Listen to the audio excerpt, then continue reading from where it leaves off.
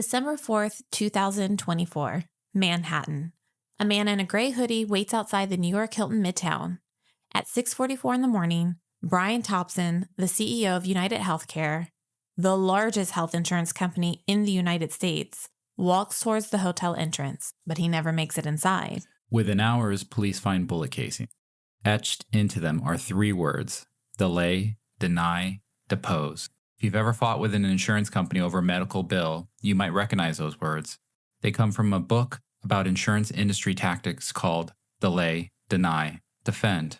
Within days, Luigi Mangione, a 26-year-old Ivy League graduate from a wealthy Maryland family, is arrested at a McDonald's in Pennsylvania. He had a ghost gun, fake IDs, and a notebook filled with grievances about the healthcare system.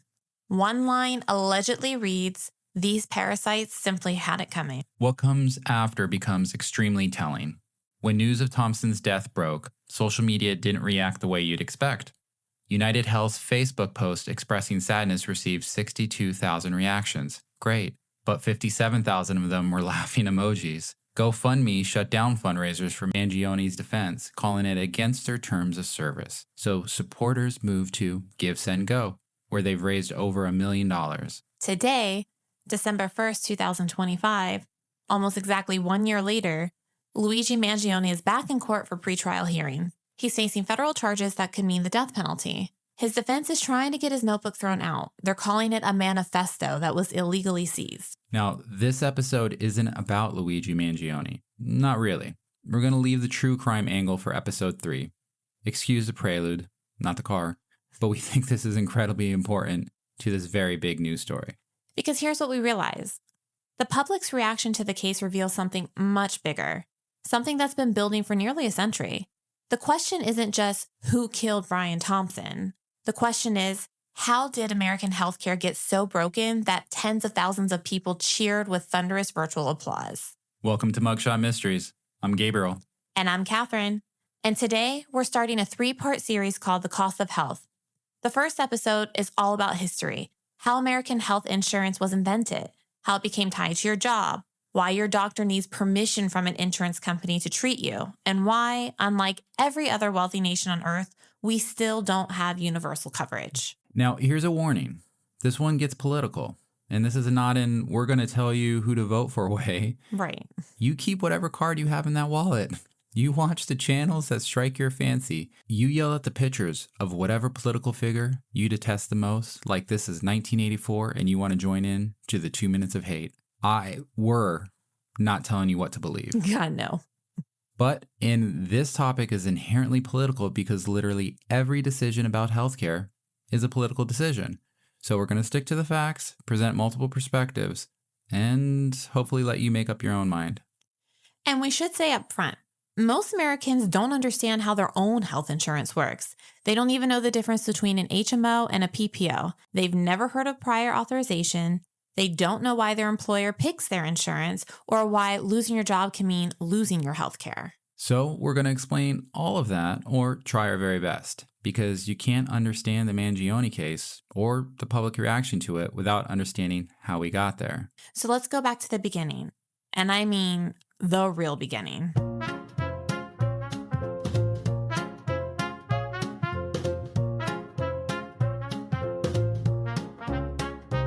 Sneaky footsteps in the night, clues that vanish out of sight. Grab your hat and magnifying glass. We'll talk this case and have a blast. Mugshot Mysteries, we're on the trail. Twists and turns that never fail. Laughs and chills, it's quite the show. Who did it? Tune in to know. The stock market has just crashed. Fictional brokers and traders are flying off the top of really high buildings. Banks are failing. People are losing their homes, their jobs. They're losing everything. And hospitals? Hospitals are in serious trouble. So this isn't Black Monday 1987. This isn't the dot-com bubble burst of 2000.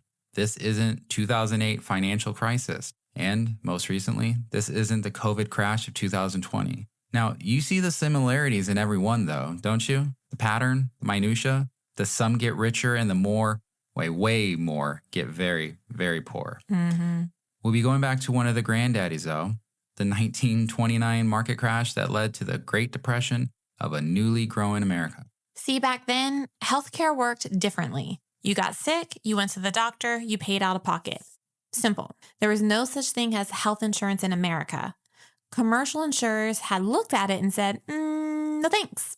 And they couldn't figure out how to avoid what's called adverse selection. Which means sick people would buy insurance and healthy people wouldn't.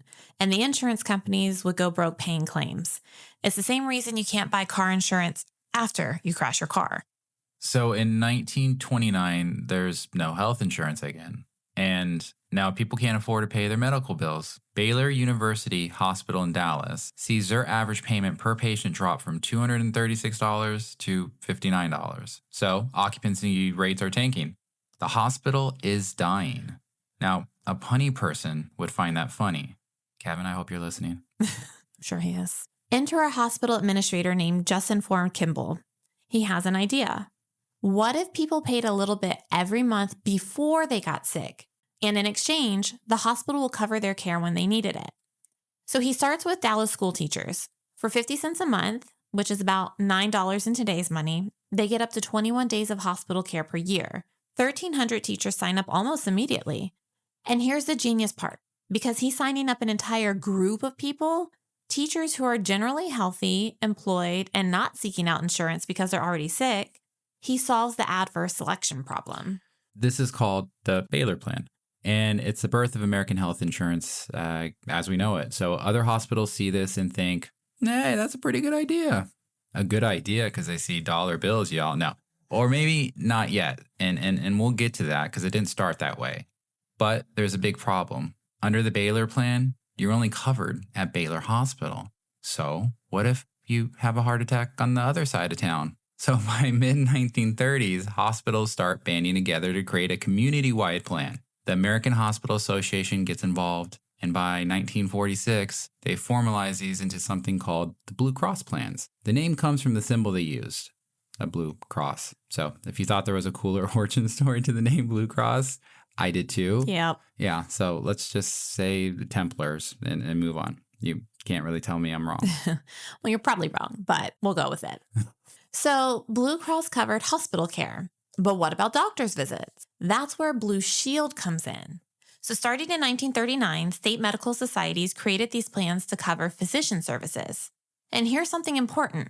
Both Blue Cross and Blue Shield were non-profit organizations. Their mission wasn't to make money for the shareholders. It was to provide affordable health care for communities. Remember that. We're going to come back to it later when we talk about the 1990s. But first, the 1940s, because about 10% of Americans had some form of health care. That's around 12 million people. There was less people back then. But then something happens that changes everything. I don't know if you can take a guess, but it's World War II. You've heard of that, right? Well, the second war to end all wars, some are taking classes in high school right now about it. Others have been a direct product of the foreplay from a few black and white photos they got in the mail when they were 3,000 miles away, aka boomers. And COVID babies, let's feel old together, may not learn about this until nearly 100 years after it's ended. So let's never forget, for those who do are doomed to fail that history test. And, we might also blow up the world by repeating our mistakes. Truth. So it's 1942. America is at war. Millions of men are overseas fighting.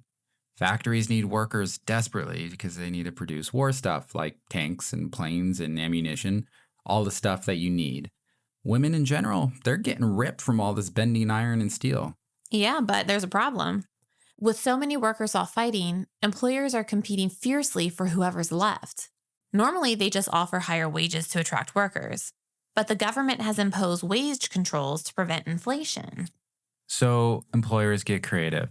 They start offering benefits, I'm doing the bunny ears, instead of higher wages. And crucially, the government rules that health insurance doesn't count as wages for tax purposes. You see where this is going. Yeah, it's pretty huge. Think about what this means. If an employer gives you an extra $100 in salary, you pay taxes on it. But if they spend that $100 on health insurance for you, neither of you pays taxes on it. So they're not doing this out of the goodness of their heart.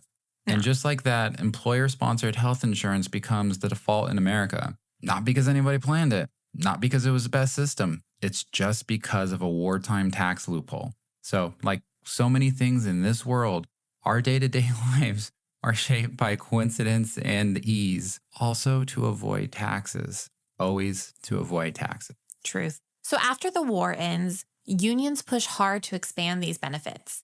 By 1950, 75 million Americans, about half of the population, have some form of private health insurance. And by the end of the decade, 3/4 of people who get insurance through their jobs are in plans that were negotiated by unions. Now, I love that 75 million Americans is half the population because we generally know what the population is now. So this is before the boomers really boomed. So now we have this system where your health insurance is tied to your job, which works great as long as you have a job. But guess what? At any given time, there are a lot of people who have no jobs. Yeah. And so what about the people who don't? What about the elderly who've retired? What about the people that are too poor to afford coverage? What about those who can't work due to a disability? This is where it gets political because President Harry Truman tried to do something about it. And in 1945, right after World War II ended, Truman proposed a national health insurance program. Universal coverage. Everyone in, nobody out. Paid for through payroll taxes. This is the American Medical Association, the AMA, the big doctor's lobby. And they went ballistic. They launched what was at the time the most expensive lobbying campaign in American history. They called Truman's plans socialized medicine. They said it was un-American, communist. And guess when this man was in office? Right when the Cold War was just taking a very large icebergian shape into everybody's lives. Yep. Remember, this is the late 1940s. The Cold War is starting. So calling something communist isn't just a political insult. It's practically accusing someone of treason. Yeah, this is something where you get the two guns and you start dueling. Truman's plan dies in Congress. The idea of national health insurance becomes really politically toxic. It won't seriously come up again for almost 20 years after that. It's quite evident that this is a hotbed topic, but more than that, again, communism. It's a great evil of this time, a program that's politically aligned with even a perceived part of it. This is like when your parents don't even want you to hang out with a kid because they got a piercing. You know, like the girlfriend who has a little rose tattoo. Meanwhile, Europe goes a different direction.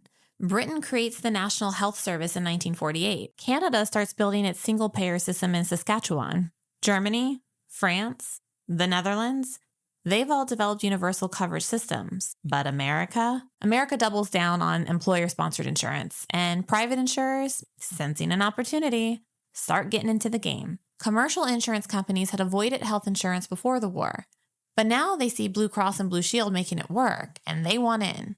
So by 1954, commercial insurers have more total subscribers than the Blues. They have a completely different philosophy. So Blue Cross charged everyone the same rate, what's called the community rating.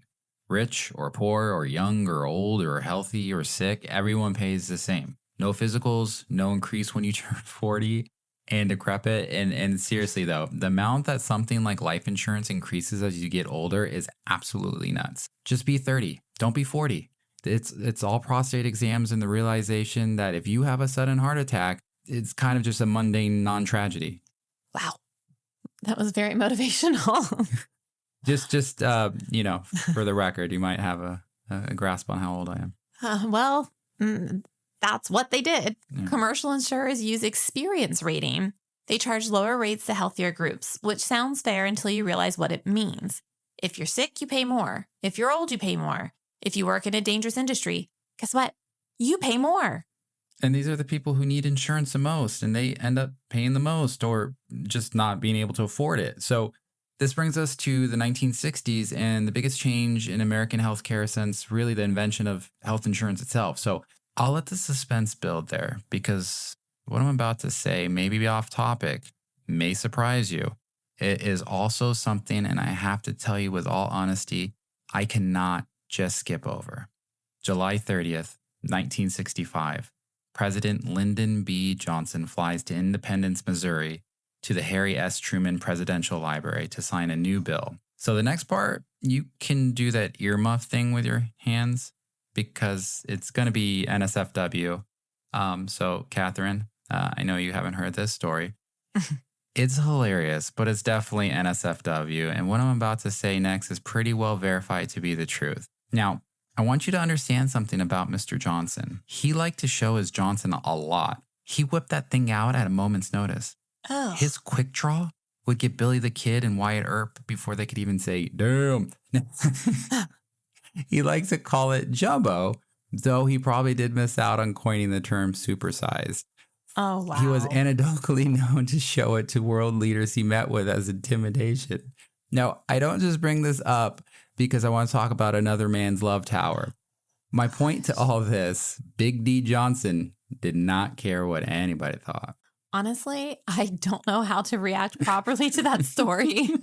It's probably a story that is both fascinating. I couldn't skip over it. Yeah. So it's probably a story that is both fascinating and also one that I'd like to erase from my memory, possibly the whole existence. Because why would Mr. Johnson, whose name I can't even say with a straight face anymore, let's regain composure. So the reason why he went to Missouri, to honor Truman. 20 years earlier, Truman had tried and failed to create national health insurance.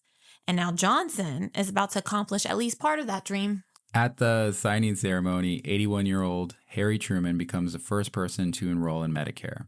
He and his wife Bess received the first Medicare cards ever issued. The Social Security Amendments of 1965 created two programs. Medicare, Title 18 of the Social Security Act, which provides health insurance for Americans 65 and older, and Medicaid, Title 19, provides coverage for low-income Americans. Which is in Roman numerals, just so you know. These weren't small programs. In its first 3 years, nearly 20 million people enrolled in the Medicare. Budget funding for both programs in their first full year was about $2.2 billion, which is roughly $21 billion in today's dollars. This is also money that our billionaires can lose and gain in a day. You know, just a little side note, just a little prudent to maybe Mr. Luigi's disconcert with systems as they have been and how they are. And here's what made them different from Truman's proposal. They weren't universal. Medicare was for the elderly. Medicaid was for the poor. Working age Americans still got their insurance through their jobs.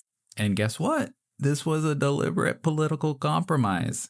Johnson knew he couldn't pass universal coverage. The same forces that killed the Truman Plan were still powerful, but he could carve out help for the most vulnerable populations. The AMA still fought it, by the way. They called it socialized medicine too. But Johnson had huge Democratic majorities in Congress after his 1964 landslide victory, and he pushed it through. And once it passed, once seniors started getting their Medicare cards and going to doctors without having to worry about the cost, it became wildly popular, obviously. Still is today. That Medicare card is magical for the most part. Mm-hmm. It's something to look forward to.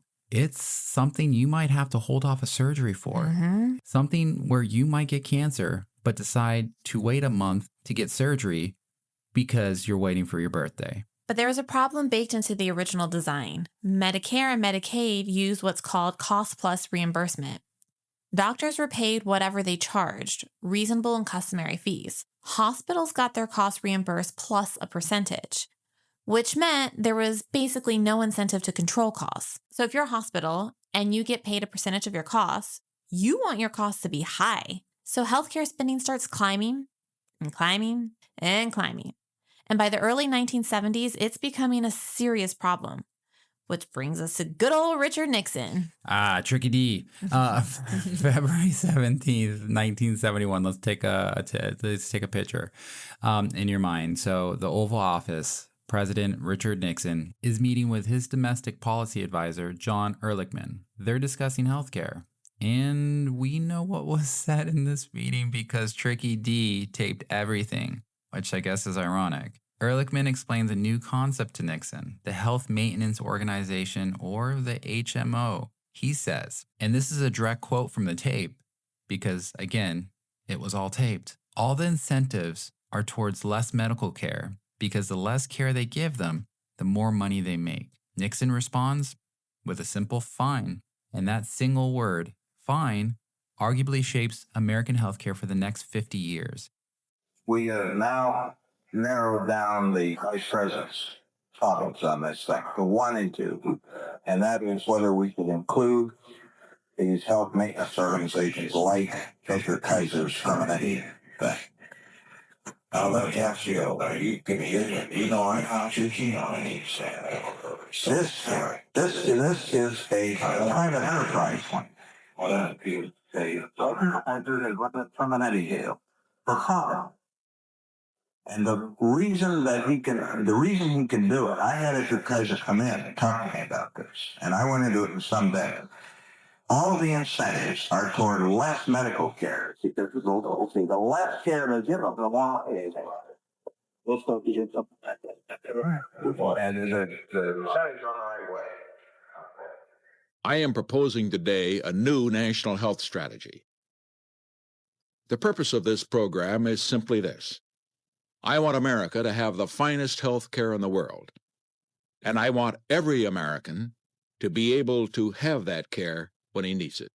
Tricky Dick would also say fine to a few other things that would get him in trouble.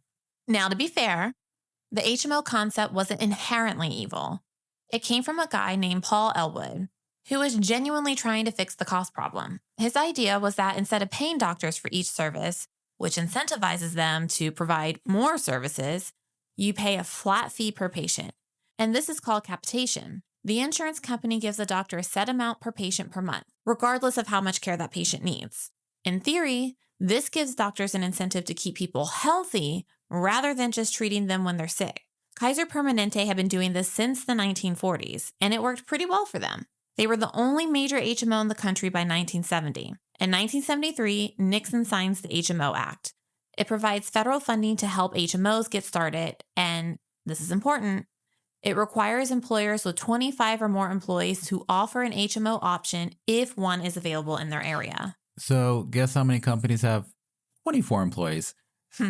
The government is essentially mandating that employers promote the HMOs to their workers. So take that statement as it is. If you think this is a good or bad thing is up to you, or if you think that this could be a good or bad thing with some new changes, again, that's up to you. And HMOs grow, slowly at first, and then explosively in the 1980s and 1990s. By 1996, 31% of workers with employer-sponsored insurance were in HMOs. Let's explain what being in an HMO actually means, because this is where most people's, I guess, like mine, eyes glaze over. They start putting their gum under their desk. In a traditional insurance plan, sometimes called indemnity, you can go to any doctor you want. So the insurance company pays a portion of the bill. You pay the rest. Simple, right? So again, how you feel about this, well, that's up to you. In an HMO, you have to choose a primary care physician from the HMO's network. This doctor becomes your gatekeeper. You can't see a specialist unless your primary care doctor refers you. You generally can't go outside the network at all. If you do, you pay everything out of pocket. The trade-off is supposed to be lower costs. HMO premiums are typically cheaper because the HMO controls utilization. Think of it. That's just a nice way of saying sometimes denies care. And this is where it starts to go wrong. Because remember what Ehrlichman told Nixon? The less care they give them, the more money they make. That's not cynicism. That's literally how the financial incentives work. Now we're in the Coke era of the 80s. They also saw the rise of something called prior authorization, which we know about today. And this is where insurance companies have to approve a treatment before you can actually get it. So tell me if you've heard of this before, because it's obviously everywhere. If you have an HMO, or if you had one, you know all about this. Unless, of course, you're a horse of health. So in theory, this is supposed to prevent unnecessary care. In practice, it becomes a tool to delay and deny coverage. And then came the 1990s, the managed care backlash. So the 1990s are a turning point. Two big things happen. First, Americans start hating their HMOs. And second, Blue Cross Blue Shield plans start going for profit. Let's start with the backlash. And, I was a little young for it, but I do remember a bit. By the mid-90s, these stories are everywhere about HMOs. A woman is denied coverage for a mastectomy. A man dies waiting for approval for a heart procedure. A new mother is forced to leave the hospital 24 hours after giving birth, which, as someone who may have experienced this, is about the time you get now. So pop them out and pop your ass out. And that last one became a huge deal. It was called drive-through deliveries. States started passing mandating minimum hospital stays for new mothers. And Congress eventually passed a federal law, and I can say I felt like I left a little too soon both times. Doctors hated this, actually. They felt like insurance companies were practicing medicine without a license, telling them what treatments they could and couldn't provide, how long patients could stay in the hospital, which drugs they could prescribe. Again, doctors are doctors, and most of them are good people. There were multiple attempts to pass a Patient's Bill of Rights in Congress. Guess what? None of them succeeded. And here's the thing. While everyone was fighting about HMOs, something else was happening kind of in the background. The nonprofit Blue Cross Blue Shield plans were converting to for-profit. Again, this is not uncommon. Some great establishments started this way, not for profit. But when the money is in reach, they can make reasons to change their Scrooge McDuck tune. Remember, these plans were founded as nonprofit community organizations, and their mission was to provide affordable health care. But by the 1990s, they were hemorrhaging money, stuck covering the sickest patients while commercial insurers cherry-picked the healthiest ones. And in 1994, the Blue Cross Blue Shield Association's board allows member plans to become for-profit companies. Their main motivation? Access to the stock market to raise cash. So Blue Cross of California becomes particularly aggressive. They start buying up other blue plans. Eventually, they rename themselves WellPoint, today as Elevance Health. They're the second largest health insurer in the country. And guess what? This changes everything. A for-profit company has a legal obligation to maximize shareholder value. Now, let that sink in. That's not rhetoric. It's corporate law.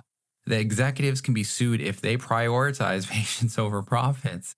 So, at this point, we may pause and start realizing there may be two issues here. Not just the healthcare industry, but companies need to provide profits. Bottom line, where's my money at? What have you done for me lately? And so now you have companies whose financial incentive is to deny care, combined with a legal obligation to maximize profits. So what could possibly go wrong here? By the late 1990s, HMO enrollment is actually declining. They're being replaced by PPOs, preferred provider organizations, which are a bit more flexible. You can see out-of-network doctors, you just pay more. But fundamentally, the model stays the same. So insurance companies are in the business of collecting premiums and denying claims. The less they pay out, the more they keep. Now, out of all the intricacies of the healthcare industry as a whole, make money, don't give it, seems to be the most universal of all their truths. It's so true that if we go back to Socrates, he once said 2,600 years ago, "For a man will profit if the coffer doors remain open." That greed is inherent in man. Only the greedy man can say for sure. Man is a man, but the poor, they're not blind.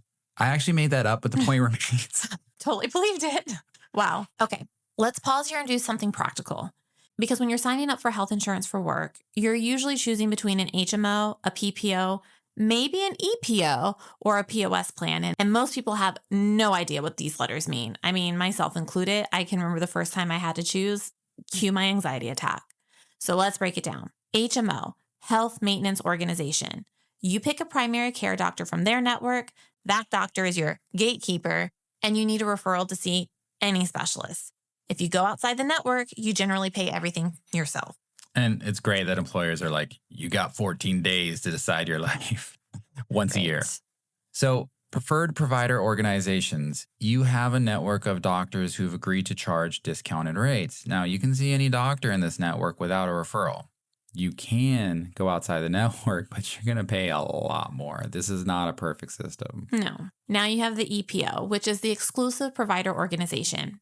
It's like a PPO, but stricter. You don't need referrals, but you cannot go outside the network except for emergencies. And guess who decides what's an emergency or not? There's the POS, which is point of service. It's like an HMO PPO hybrid. So you have primary care doctor like an HMO, but you can go out a network like a PPO if you're willing to pay more. So the general rule of thumb here, HMOs have lower premiums but less flexibility. PPOs have higher premiums but more choice.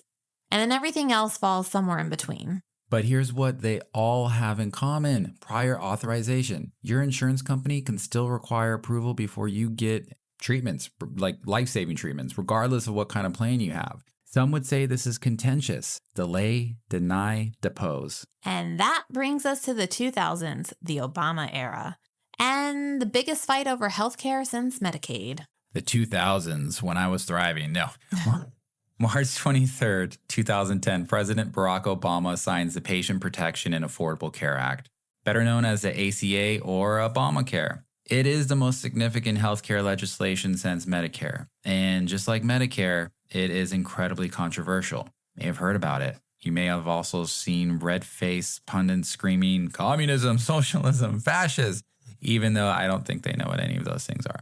So again, I'm not saying I am for or against how all this works, but it definitely at least screams like somebody is trying to help people.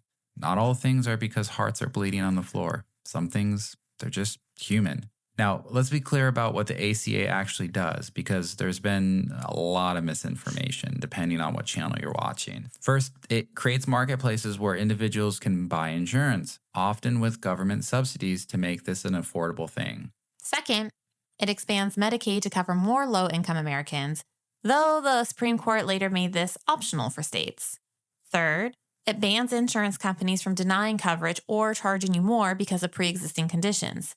Before the ACA, if you've ever had cancer, diabetes, even acne, insurers could refuse to cover you or charge you way more. So fourth, it requires insurance plans to cover certain essential benefits, including preventative care, maternity care, and mental health treatment. And fifth, and this was the controversial part, it originally included an individual mandate. Everyone had to have insurance or pay a tax penalty. So the logic here is if you're going to ban insurers from denying coverage for pre-existing conditions like they're little angry medical goblins, you need healthy people in this pool too. Otherwise, only sick people would buy insurance, right? And the whole system would collapse. The ACA survived 3 major Supreme Court challenges. In 2012, in the NFIB versus Sebelius, the court upheld the individual mandate as a tax, though it also made Medicaid expansion optional for all states. As anything that involves the Supreme Court and their wizened and seasoned veterans, this is really important. That Medicaid decision is huge. 19 states initially refused to expand Medicaid, and even today, 10 states still haven't expanded it. That's millions of Americans who would be covered if they lived in different states. Research suggests that state decisions not to expand Medicaid have led to thousands, listen to me, thousands of preventable deaths. Republicans voted over 60 times to repeal the ACA. They came within 1 vote of succeeding in 2017 when John McCain's famous thumbs down saved it. But they did manage to eliminate the individual mandate penalty in 2017 through a new tax bill. The requirements technically still exist, but the penalty for not having insurance is now $0. I like that. I think we can all mostly agree that this is good. Yeah. So what did the ACA accomplish? The percentage of uninsured Americans dropped significantly, from about 16% before the law to under 9% at its best. Today, about 21 million people have coverage through the ACA marketplaces. But what it didn't do was fix the fundamental problems with American healthcare. Insurance companies are still in the business of denying claims. Prior authorization is more common than ever. Healthcare costs are still astronomical, and millions of Americans are still uninsured or underinsured, which brings us to where we are today. So let's look at these numbers. In 2021, the CEOs of America's 7 largest publicly traded health insurance companies, they earned a combined $283 million. That's the highest that's ever been recorded. Like, I'm all for bonuses, but... And United Health Group CEO Andrew Whitty made $26.4 million in 2024. That's a CEO to worker pay ratio of 348 to 1. Elevance Health CEO made $20.5 million, a ratio of 370 to 1. Now, meanwhile, the 5 largest health insurers have boosted their annual profits by 230% since 2010. More than 40% of that went to United Health Group alone. And what are American families paying? On average, nearly $7,000 a year for employer-sponsored plans, up 23% from just 5 years ago. Claim denial rates have been rising too. So one study found that insurers on the ACA marketplace denied an average of 17% of in-network claims in 2021. Some insurers denied as many as 49% of claims. Yeah, and here's the kicker. Only about 1% of denied claims are appealed. Most people either don't know that they can appeal, they don't know how, or they don't have the time and energy to fight. But when people do appeal, they often win. Yeah. One lawsuit against United Healthcare alleges that when patients appeal AI-generated, now think about that, AI-generated denials, about 90% are reversed. So let's talk about that AI lawsuit because it goes to the heart of everything we've been discussing. In November 2023, families of 2 deceased United Healthcare customers filed a class action lawsuit. They allege that United Health uses an AI tool to deny claims for post-acute care. So things like nursing home stays and home health care. These aren't important things, right? And according to the lawsuit, this AI model has a 90% error rate. But United Healthcare keeps using it because they know only about 0.2% of patients will appeal. And to be honest, that makes me sad, angry, frustrated, honestly. Now, again, this is not political. This is just logical. Think of how many people needed that care and a computer, a poorly programmed one, killed them. Now, let's not split hairs. If this is true, and let's be honest, knowing what we know about health insurance companies, it is. What does this say about us? United Healthcare denies this, of course. They say that AI is just a guide, that coverage decisions are made by an actual clinical staff. But in February 2025, a federal judge allowed the lawsuit to proceed, ruling that the United Health must answer for whether they breached their contracts. Cue defense lawyers everywhere putting on their shiniest of defensively outfits. And this is the context in which Brian Thompson was killed. This is why so many people reacted the way they did. So, Kathryn, where does this leave us? We started with a hospital administrator in Dallas trying to keep his doors open during the Great Depression. 50 cents a month for school teachers. A simple, humane idea. And again, through a series of accidents, political compromises, and a corporate transformation, we ended up with a system where 40% of Americans carry medical debt, where a quarter of people who have claims denied experience significant delays in care or just don't get it at all, where insurance company executives make tens of millions of dollars while these families are going bankrupt for medical bills. And we didn't design the system. It evolved, one decision at a time. Each decision made sense to someone at that time, and then yet, here we are. So, Kathryn, in episode 2, what we're going to do is dive deeper into the culture of denial. We're going to look at the specific fraud cases. We're talking billions of dollars of fraud. We'll examine how delay, deny, defend becomes a standard operating procedure. And we're going to hear some stories of people whose lives were absolutely destroyed by insurance denials. And in episode 3, we'll come back to Luigi Mangione. We'll examine the case, the trial, the evidence, and we'll ask harder questions. What does the report say about where we are as a country? What happens when people lose faith that the system can be fixed through normal means? I can't express this enough. We're not here to tell you what to think. We're not going to tell you that violence is justified. It's not. Brian Thompson was a husband and a father of 2.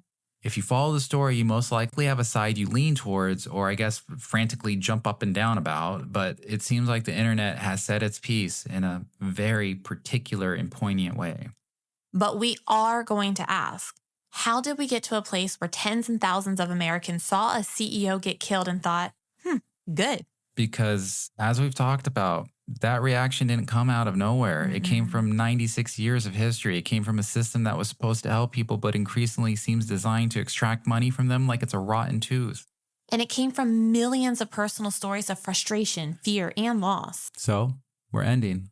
This has been Mugshot Mysteries. I'm Gabriel. And I'm Kathryn. Thanks for listening, and we will see you in episode 2. But first, Gabriel, what have we learned? All right, so we've learned that I can quote fake Socrates, but that's not how I picked you up at that dive bar, was it? Nah. That Tricky Dick is a crazy, weird name for any president. But so is Jumbo. Wow. We've learned that while we don't have all the answers, we know something is inherently broken. If we don't stop this leak, a flood is gonna come. To episode 2 and mugging even more dastardly human traits and controversy and diving deep into what makes us all tick. Because you can tell a lot by looking at how we help those in need. 2 minutes of hate for what we do wrong. The rest we can fill with love and hope.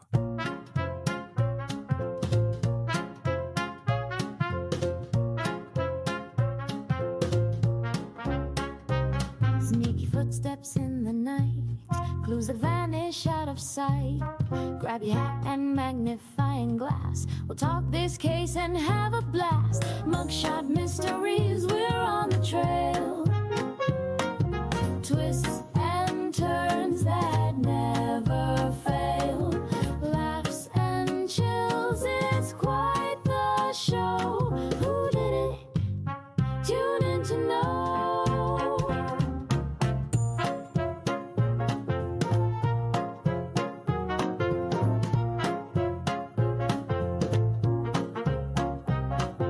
Stolen gem, a secret note, a shady figure in a trench coat. The clock is ticking, the plot gets thick. We'll crack this puzzle quick as a click. Mugshot Mysteries, we're on the trail. Twists and turns that never fail. Laughs and chills, it's quite the show. Who did it? Tune in to know.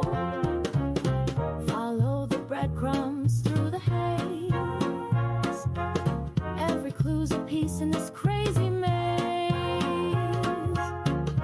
Fun and thrills wrapped in crime. You'll love it every single time.